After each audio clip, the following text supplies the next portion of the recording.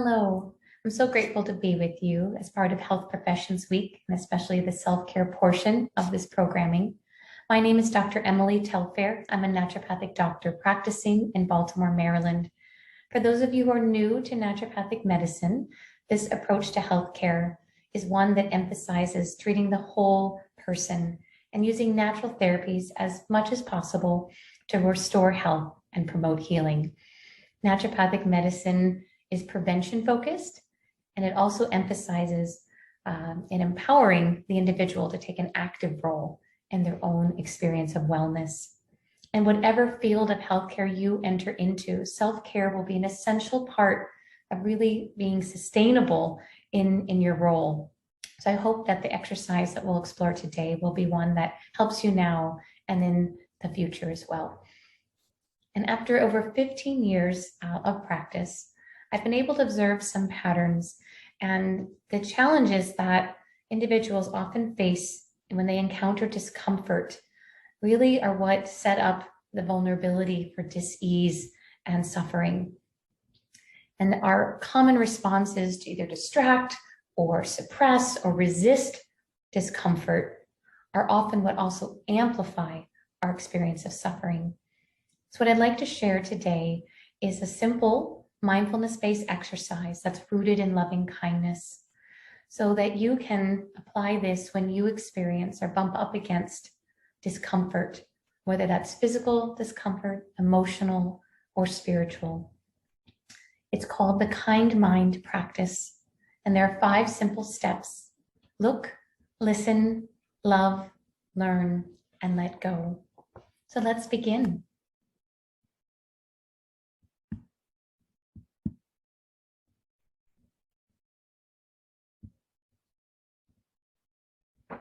The Kind Mind practice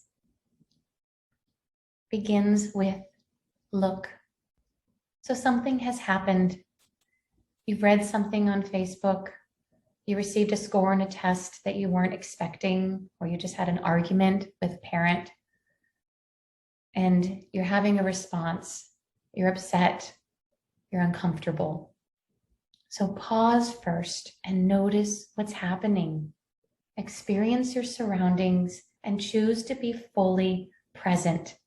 This is the time when the impulse might be to distract or resist or hide. But when you show up, you allow the possibility of something new to happen. So this is the stage of just observing what you notice without judgment and without blame. This is where we allow the light to shine in to the dark places. Just simply take a moment to look. Next, listen. Drop into your body. How is your body communicating with you about what you are experiencing? This is letting go of all the other voices from your family of origin, from your peers, from your teachers. This is tuning into your voice, which expresses through your body and sensation. Whether it's feeling a pit of anxiety in your stomach or a lump of sadness in your throat, or that tightness in your shoulders from anger. Notice your sensations, honor it. This is authentically you. This is yours. When you listen, you rediscover your voice. And it may not be comfortable at first, but once you start tuning into your body and your body knows that you're listening, it often starts to ease up. Now, love. Embrace what you discover. Hold what you have experienced with compassion.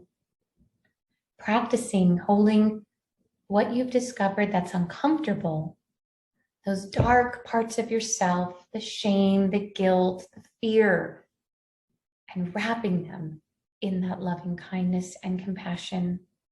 This allows for you to be vulnerable and experience some sense of safety at the same time, to accept all the parts of yourself unconditionally. When you have permission to love yourself, and you especially have permission to love the parts of yourself that are very difficult to love. And now that you've had this opportunity to drop in, notice what's happening, to feel what's happening, and to learn how to love and hold compassion for yourself while you're there, now you can really learn and integrate your insights about this experience and revisit your thoughts from the voice that is you rather than someone else, and align with your truths, especially in regards to how you want to respond to the situation, and observe your patterns, and you can choose a new pathway. Rather than reacting, you can respond thoughtfully and intentionally and even compassionately. In this stage of learning, you have the opportunity to tell and write a new story. You get to carve a new pathway so that when you bump up against this discomfort again in the future, you'll remember that you have options. It doesn't just have to respond with anger or get upset or feel shame, that you also have the options of healing and love and being kind to yourself first. And this last step is letting go. This last step is true forgiveness. Forgiveness is often letting go of wanting the past to have been different, for letting go of wanting someone to have responded differently, or for you to have done something differently, letting go of expectations from yourself and others that may be unreasonable, and to practice releasing from attachment to the outcome. Because sometimes we can get as far as learning and we can recognize what's happening, but to finally let it go, this takes a lot of presence and a lot of practice. So please be patient with yourself when you arrive here. But once you let go, this level of surrender arrives you at true peace. This relieves your suffering. Please remember that it is in your nature to be well. This is how you were designed. And it is with gratitude that I end this experience with you. And I wish you a kind mind and the arrival of peace in your heart. Thank you for joining me in this practice.